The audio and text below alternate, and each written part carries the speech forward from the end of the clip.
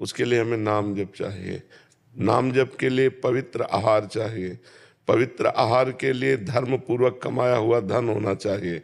धर्म जानने के लिए शास्त्रों का स्वाध्याय होना चाहिए, सत्संग सुनना चाहिए। तो शास्त्रों का स्वाध्याय, सत्संग और धर्म के द्वारा कमाए हुए अन्न से अपने उदर का पोषण और नाम जप, इससे सब ठीक हो जाएगा। निश्चयात्मिका बुद्धि हो जाएगी, परमात्मा ज्ञान हो जाएगा, इच्छा शक्ति प्रबल हो जाएगी, जो हम सोचेंगे वो होने लगेगा। हमारे अंदर पावर तो होना चाहिए, भजन का पावर होना चाहिए, भगवान की कृपा का पावर होना चाहिए। तो हम जब तक शास्त्रों का स्वाध्याय नहीं करते तो हमें पता नहीं होता क्या करना चाहिए क्या नहीं करना चाहिए। तो अधर्म बन जाता है, अधर्म जो हमारी बुद्धि को भ्रष्ट कर देता है। और जब हम शास्त्र सम्मत, संतजनों के सम्मत आचरण करते हैं और भगवान का भजन करते हैं तो हमारी आध्यात्मिक शक्ति बढ़ती है। तो हम जो सोचते हैं वो मंगलमय सोचते हैं और वो मंगलमय हो ही जाता है। और जब हमारी बुद्धि अपवित्र होती तो अमंगलमय सोच करते हैं, अमंगल भी हो जाता है। देखो, कोई भी दुख नहीं चाहता, लेकिन सबको दुख भोगना पड़ता है। तो कहीं ना कहीं त्रुटि है, हमारे आचरणों में त्रुटि है। हम चाहते सुख हैं, क्रिया करते सुख के लिए है, दुख कभी नहीं चाहते, पर दुख पिंड नहीं छोड़ रहा। इसका मतलब हमारी क्रियाएं गलत हैं, हमारी धर्म विरुद्ध आचरण है। धर्म विरुद्ध आचरण का फल दुख है, धर्मयुक्त आचरण का फल सुख है। और परमानंद की प्राप्ति भगवान के भजन से होती है। तो दुख सुख दोनों से ऊपर उठकर परमानंद में हमारी वृत्ति रहे, इसलिए हमें हर समय नाम जप करना चाहिए। नाम जप के लिए पवित्र आहार, ये जो आजकल खान पान सब चल पड़ा है ना, बहुत गलत चल पड़ा है। बाजारों में पवित्र आहार थोड़ी मिलता है, वो सब उनको ज्ञान ही नहीं पवित्रता का। बस तुम अपनी जबान के स्वाद के लिए ये वो इधर उधर का खरीद के खाओगे, बुद्धि खराब होगी। और फिर कहते हैं हमारा भजन में मन नहीं लगता। भजन में मन तब लगता है जब पवित्र विचार, पवित्र आहार, पवित्र आचरण, पवित्र वातावरण, तो परम पवित्र भगवान में चित्त जुड़ता है। किसका प्रश्न है? हाँ हाँ, समझे आप जी। शिल्पा जी हिमाचल से। राधे राधे। राधे राधे महाराज जी, आपके चरणों में कोटि कोटि नमन। महाराज जी, ये जन्म मरण का चक्कर क्या है, क्यों है, मोक्ष की प्राप्ति कैसे हो सकती? ये जन्म मरण का चक्कर एक भ्रम है। शरीर को अपना मैं मानने से ये पैदा हुआ है भ्रम। ये आवागमन भ्रम है। जासु कृपा सब भ्रम मिट जाई, गिरजा सोई कृपालु रघुराई। जिनकी कृपा से भ्रम मिट जाता है, ये भ्रम है। गुरु प्रसन्न साहब अनुकूला, मिटी सकल कल्पित भयशूला।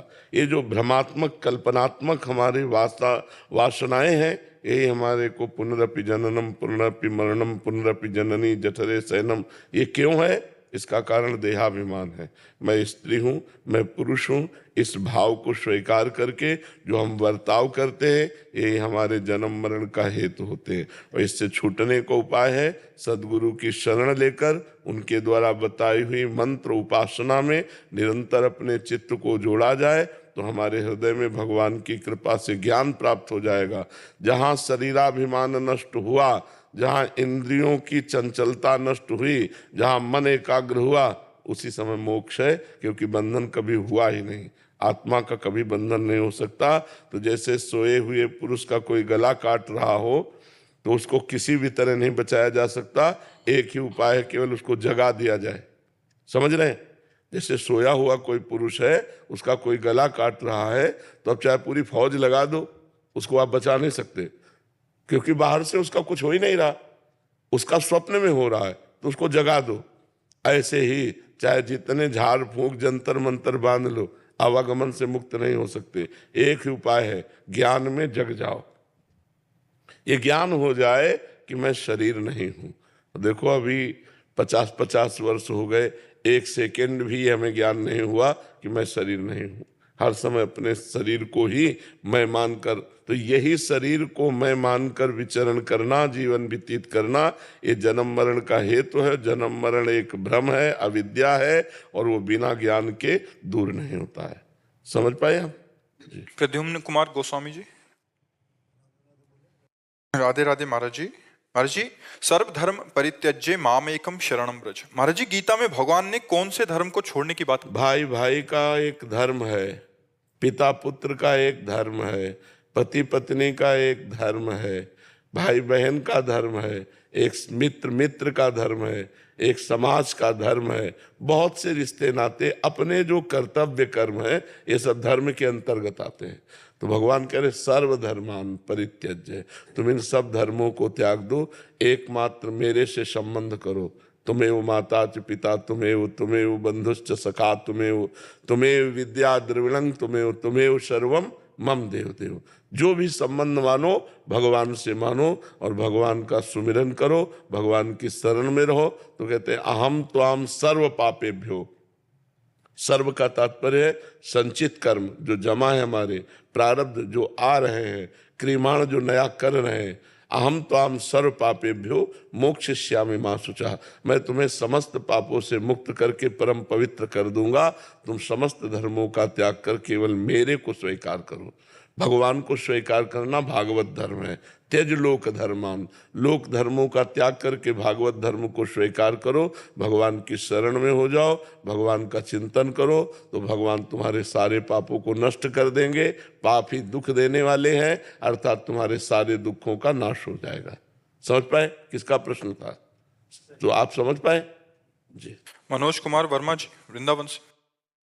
महाराज जी आपके चरणों में कोटि कोटि प्रणाम। महाराज जी आपने पिछली वार्तालाप में कहा था वृंदावन बसी के इतनो बड़ो सयान, जुगल चरण के भजन बिनु निमिष न दीजो जान। महाराज जी इन पंक्तियों को अपने जीवन में आत्मसात करने का निरंतर प्रयास चल रहा है। महाराज जी जब जब भजन करने बैठता हूँ तो पता नहीं कौन से वो सभी कार्य आ जाते हैं जो भजन में पहले कभी सोचे ही नहीं होते, सारा प्रपंच। महाराज जी ऐसे में जीवन का उद्धार कैसे होगा? नहीं, वो निकल रहे हैं ना, तो उसमें परेशानी क्या है? गंदगी निकल रही तो परेशानी क्या है? जब हम भजन में बैठते मन एकाग्र करते हैं तो मन रूपी चिप में अनंत जन्मों के प्रोग्राम भरे हुए हैं। जब नाम जप करते तो सब डिलीट होना शुरू होते, तो हमें परेशानी क्या? हमें तो अच्छा हो रहा है ना। अगर वो ना निकलते तो परेशानी थी। वो आ नहीं रहे हैं, वो निकल रहे हैं, वो सब प्रपंच डिलीट हो रहा है, मन निर्मलता की तरफ जा रहा है। जैसे जैसे मन निर्मल होगा वैसे वैसे श्री भगवान प्यारे लगेंगे, प्रिया प्रीतम प्यारे लगने लगेंगे, भजन में स्वाद आने लगेगा, नाम का नशा चढ़ जाएगा। इसी से तो सब आध्यात्मिक उन्नति होती है। तो निर्मल मन जन सो मोहि पावा, मोहि कपट छल छिद्र न भावा। तो ये जो कपट छल छिद्र भरा हुआ है, प्रपंच भरा हुआ है, उसी को नाम तो निर्मल कर रहा है। ऐसे देखो, ऐसे आपको उतना गंदगी नहीं दिखाई देगी, लेकिन भजन में बैठो तो वो निकल रहा है। ऐसे देखो यहाँ गंदगी नहीं है, अभी सब खड़े हो जाओ और झाड़ू लगाओ, अभी कूड़ा निकल आएगा, नहीं क्या? तो नाम झाड़ू लगाता है मन में।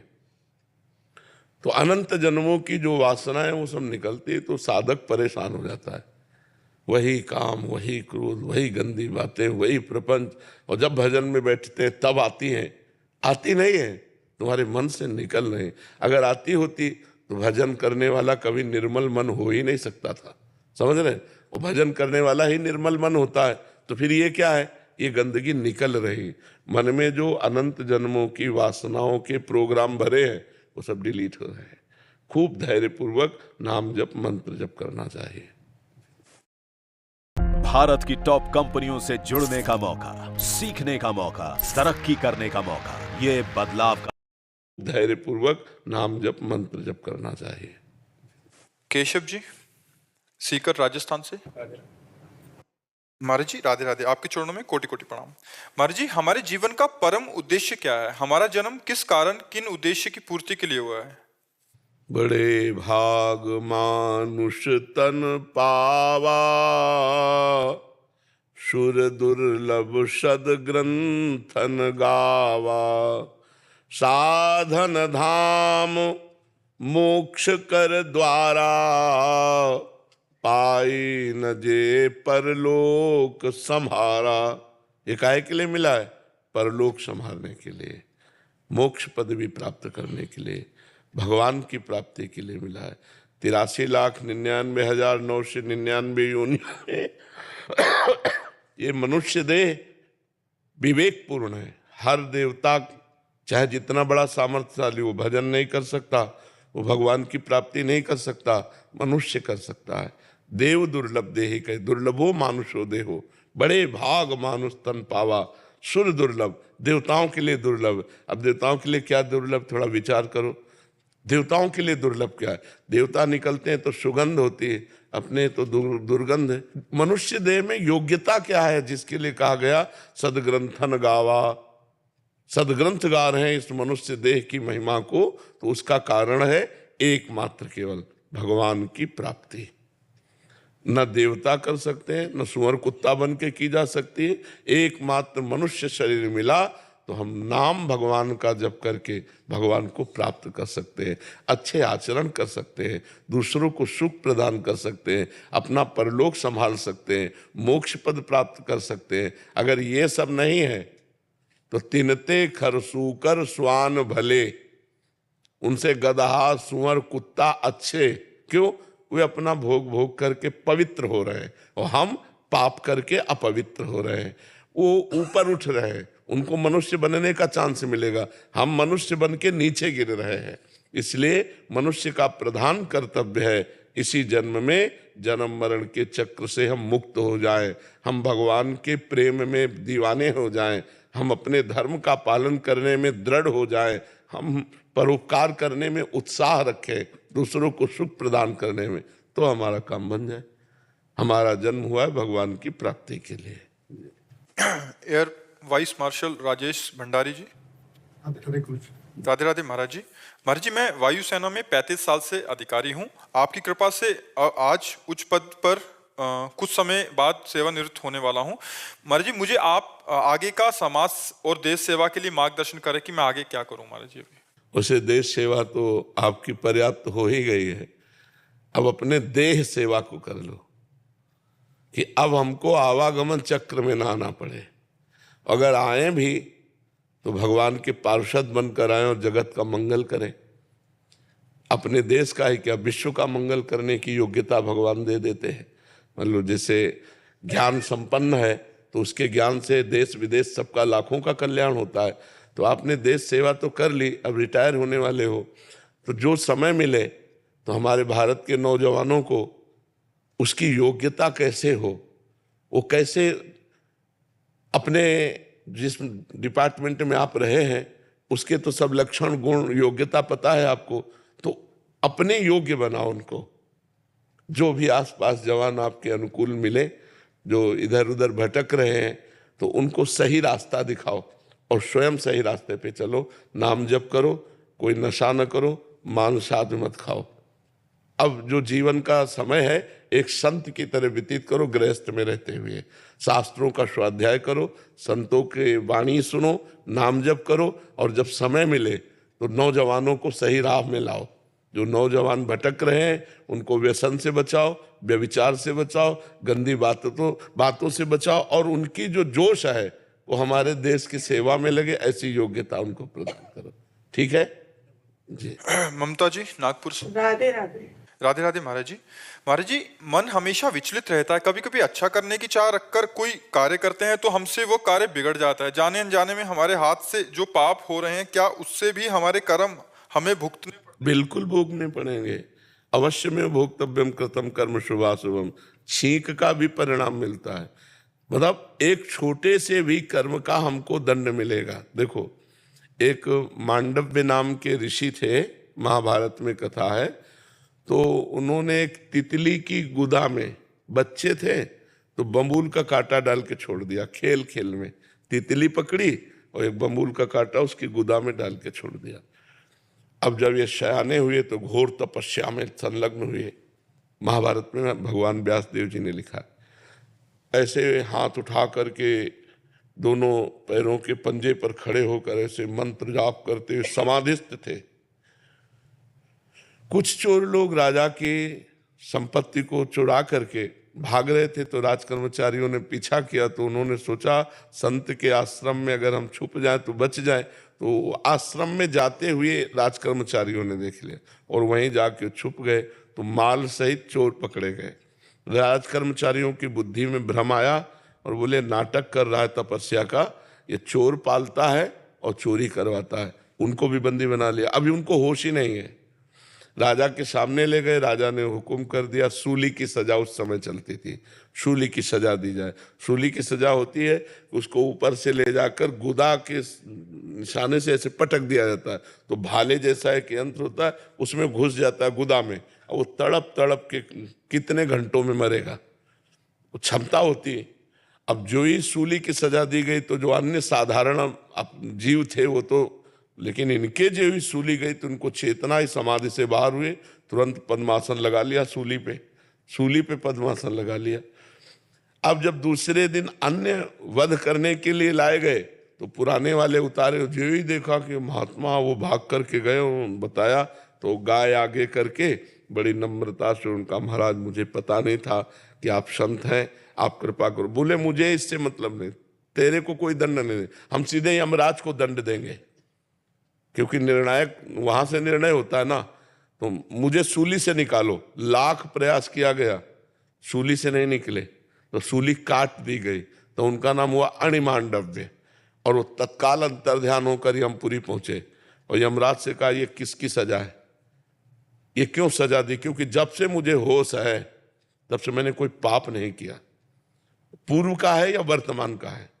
तो उनका बच्चापन की अवस्था का 8 वर्ष के आप थे, एक तितली की गुदा में कांटा डाल के छोड़ दिया था, तो तुम्हारी गुदा में सूली डाल के काट दी गई, निकली नहीं। तो उनका पहले तो 8 वर्ष के बच्चे को शुभ अशुभ का ज्ञान ही नहीं होता। आज से मैं नियम बनाता हूं कि 14 वर्ष की अवस्था तक के पहले के किए हुए पाप नहीं लागू होंगे, वो आज भी है। 14 वर्ष की अवस्था के पहले के पाप यमराज के यहाँ दंड नहीं। अपने शायद भारत सरकार में भी उसको विशेष दंडनीय नहीं माना जाता, नाबालिग के उसमें छोटे मोटे सजा दे करके उसे मुक्त कर दिया जाता है, उसको सुविधा दी जाती है, हाँ सुधार की सुविधा दी जाती है। तो ये यमराज के यहाँ नियम बना दिया और कहा तुम यहाँ यमपुरी में बैठे आनंद ले रहे हो, मृत्यु लोक का तुम माया जाल जानते नहीं, इसलिए मैं साप देता हूँ 100 वर्ष तक तुम मृत्यु लोक में मनुष्य बनकर विचरण करो। तो वही विदुर जी के रूप में यमराज जी आए, साक्षात यमराज जी विदुर जी के रूप में, तो धर्मराज के अंश से युधिष्ठिर जी महाराज आए। तो मांडव्य ऋषि 8 वर्ष की अवस्था में तितली के गुदा में कांटा छोड़ा, तो उनकी गुदा में सूली धसी कि नहीं धसी? तो हमारे छोटे छोटे कर्मों का भी फल हमको भोगना पड़ेगा, इसीलिए होश से कर्म करे। और अगर सर्व कर्मों का नाश करना हो तो भगवान एक उपाय केवल बता रहे हैं, सर्वधर्मान परित्यज्य मामेकम शरणम ब्रज, तो अहम त्वाम सर्व पापेभ्यो मोक्षयिष्यामि मा शुचा। तुम सब धर्मों को छोड़कर मेरी शरण में आ जाओ और मेरा भजन करो, तो मैं तुम्हारे सारे पापों को नष्ट कर दूंगा, भगवान कह रहे हैं। अन्यथा कोई दूसरा उपाय नहीं, फिर तो भोगना ही पड़ेगा। अवश्य में भोक्तव्यम कृतम कर्म शुभाशुभम। कौस्तुभ मणि जी हरिद्वार से। राधे राधे महाराज जी, आपके चरणों में कोटि कोटि प्रणाम। महाराज जी, जब हम प्रभु के स्मरण मात्र से, एक बार नाम लेने मात्र से भक्त की आंखों में अश्रु आ जाते हैं, ऐसे भक्त को परम भक्त कहते हैं। महाराज जी देखो, ये एक बार में नहीं होता, बहुत जब अभ्यास किया जाता है, अभ्यास करते करते हृदय जब द्रवित होता है, तब राम रोमांच हो गया, अश्रु आने लगे। ये बहुत भजन का फल है। एक बार तो उसने अभी बोला, लेकिन असंख्यों बार उसने जब किया, तब उसका हृदय जन्म जन्मांतर से भजन करता चला आ रहा है, तब उसका हृदय पवित्र हुआ। और पवित्र हृदय में जब पुकार की, तो एक बार जिन नाम ली हित सोहे अति दीन, ताको संगन छाणहि ध्रुव अपनो कर लीन। वो एक बार आर्त प्रेम दैन्यता से जब पुकारा, तो ये आर्त प्रेम और दैन्यता आने में कितना समय लगा, हमको ये समझना होगा। हमको ये नहीं देखना कि इसमें एक बार लिखा है, एक बार वो लिखा है हित सो है अति दीन, दैन्यता, आर्त भाव, प्रेम। तो कितना साधना करनी पड़ी उसको, कितने जन्म लगे होंगे उसके अंदर प्रेम आने में, दैन्यता आने में, अभिमान गलित होने में। फिर वो दैन्य होकर पुकारा राधा कृष्ण, तो उससे उसके रोमांच होने लगे, अश्रु प्रवाह होने लगे। समझ पा रहे आप? हाँ, वो कोई एक दिन की साधना का फल नहीं है। महाराज जी, ऐसे भक्त को परम भक्त कहते हैं। महाराज जी, लेकिन जब श्री जी और श्री कृष्ण जी के अधरों पर मुस्कान और आंखों में निरंतर अश्रु रहते हैं, ऐसे भक्त को क्या कहते हैं? नहीं, श्री जी भक्त थोड़ी है। श्री जी भक्त नहीं, श्री जी प्रेम स्वरूप है। जो प्रिया प्रीतम है, ये प्रेम स्वरूप है। एक ही तत्व राधा और कृष्ण के रूप में है। कोई राधा अलग और कृष्ण अलग नहीं है। जैसे एक ही मिसरी के सवार और खिलौना बना दिए जाए, दीपावली में देखते ना, दीपावली में मिलते ना, हाँ, तो खिलौना होता है ना, एक सवार होता है, उसी में घोड़ा वाला होता है, तो घोड़ा और सवार कहने को है वो एक ही मिस्री के हैं, नहीं बने होते, एक ही चीनी के बने होते हैं। ऐसे ही प्रिया प्रीतम एक ही रस के हैं, रसो या परमानंद एक ही द्विधा सदा। श्री राधा कृष्ण रूपाभ्यम तस्मै तस्मै नमो नमः। ये राधा कृष्ण के रूप में दो कहे जाते हैं, बकाया एक ही रस तत्व है। अब ये रस तत्व स्वयं प्रेम है, तो एक दूसरे को देखते देखते अश्रु प्रवाह हो रहा है, एक दूसरे को देखते देखते कल्प के कल्प व्यतीत हो जाते, फिर भी तृप्ति नहीं होती। तो दो है नहीं, एक ही है, इसलिए उनको हम भक्त थोड़ी कह सकते हैं। हाँ, इस रूप में भक्त कह सकते हैं कि भक्त भगवान की भक्ति करते तो भगवान भक्तों की भक्ति करते हैं। क्यों? मैं ये जानना चाह रहा था कि श्री जी और कृष्णचंद्र जो हैं, इनके आंखों में जब किसी भक्त के लिए अश्रु आते हैं। हाँ, ऐसा ये हाँ, प्रश्न हाँ, था कि जब किसी, क्योंकि पिछले 1 वर्ष से मैं नित्य निरंतर दोनों के आंखों में जो है ना, एक परम भक्त के लिए ना अश्रु देखता हूं और मुख पे बड़ी मुस्कुराहट। वो जो अश्रु होते हैं वो ऐसे होते हैं जैसे माँ अपने बच्चे को उन्नतिशील देखे तो आनंद के अश्रु आते हैं, और जब दुख में देखे तो शोक के अश्रु आते हैं। तो उस समय प्रभु किस भक्त को आनंद स्थिति में देखकर प्रफुल्लित होकर अश्रु प्रवाह कर रहे हैं, या किस भक्त को शोक युक्त हो देख करके, जैसे भगवान द्वारिकाधीश जब प्रसाद आता सामने तो ऐसे कवल रोक देते, अश्रु आ जाते। तो रुक्मिणी जी ने पूछा है किसके लिए? तब कहा सुदामा के लिए। कई दिन से भूखे हैं, उनके घर में भोजन भी नहीं है, और वो ऐसा निष्किंचन महात्मा है कि हमारी याद करके हमसे मांग भी नहीं रहा है, इसीलिए मैं विवश हूं, दूं तो कैसे दूं। तब रुक्मिणी जी ने कहा जा करके उनके अंदर चाह पैदा करो। तो कहा सुदामा के अंदर तो चाह नहीं पैदा कर सकता, उनकी पत्नी के अंदर चाह पैदा कर सकता हो। तो ऐसे किसी भक्त के आनंद उन्नति में, वो प्रेम में उन्मत्त है तो भगवान आनंद अश्रु बहा रहे, पुलकित हो रहे, या शोक में कष्ट में है और वो चाह नहीं रहा मेरी कष्ट निवृत्ति हो, तो भगवान विवश होकर शोक के आंसू बहा रहे हैं। ऐसे भक्त को क्या कहते हैं महाराज जी?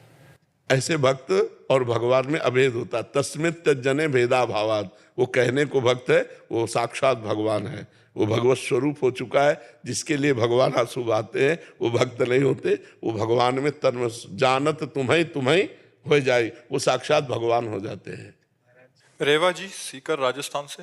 श्री हरिवंश महाराज जी, आपके चरणों में कोटि कोटि प्रणाम। महाराज जी, श्री जी की कृपा से थोड़ा नाम जप और सेवा कर लेती हूँ, फिर भी विकारों से युक्त इस हृदय में एक प्रश्न उठा कि सतयुग में वर्णित भक्त चरित्र जैसे प्रहलाद महाराज जी, राजा अम्बरीश जी प्रत्येक परिस्थिति में अखंड भक्ति में लीन रहते थे, विपरीत परिस्थिति का कुछ भी प्रभाव नहीं पड़ता था, परंतु कलयुग में मेरे जैसे अधम साधारण जीव उनकी भक्ति स्तर तक पहुंचने में असमर्थ प्रतीत होते हैं। अतः वर्तमान युग की परिस्थिति एवं व्यवहारिक जटिलताओं नाम के आगे कोई युग नहीं होता।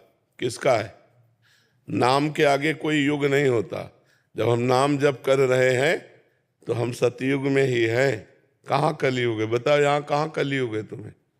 जब भगवान के चिंतन में, भगवान के चरित्र सुन रहे हैं, भगवान का नाम कीर्तन कर रहे हैं, भगवान की सेवा में, तो हम सतयुग में ही हैं। भगवान का भजन करने, आप क्या समझते हैं एक ही प्रहलाद जी हुए? लाखों प्रहलाद जी जैसे हो गए हैं और होते रहेंगे। अब ये कि सब प्रकाश में नहीं आते, प्रकाश में नहीं आते, बड़े बड़े कष्ट संतों ने सहा है। अब पहले कैमरा तो होते नहीं थे और छपाने की प्रवृत्ति नहीं होती थी, तो संतों ने जो कष्ट सहा वो कहाँ वीडियो बने? क्या आज भक्त वैसे नहीं है? हमारी पहुंच नहीं है, हमारी पहुंच नहीं है, लेकिन भक्त तो हैं। भगवान की सृष्टि में कोई एक अकेले प्रहलाद जी नहीं हुए, केवल अकेले मीरा जी नहीं हुई, एक से एक महाभागवत हुए हैं, एक से एक महाभागवत है और एक से एक महाभागवत होते रहेंगे। जरूरत है नाम जप की। महाराज जी, नाम जप तो होता है लेकिन देखो, निरंतर नाम जप प्रभावशाली नहीं होता महाराज। नहीं, प्रभावशाली तभी होगा जब आचरण पवित्र होंगे। आचरण गलत होंगे, जैसे इनसे अभी हम कह रहे थे, आचरण गलत होंगे तो नाम का प्रभाव नहीं प्रकाशित होगा, और आचरण पवित्र होंगे तो नाम का प्रभाव शुरू हो जाएगा। पहला प्रभाव जलन, हृदय में आग पैदा हो जाएगी। जिस जलन से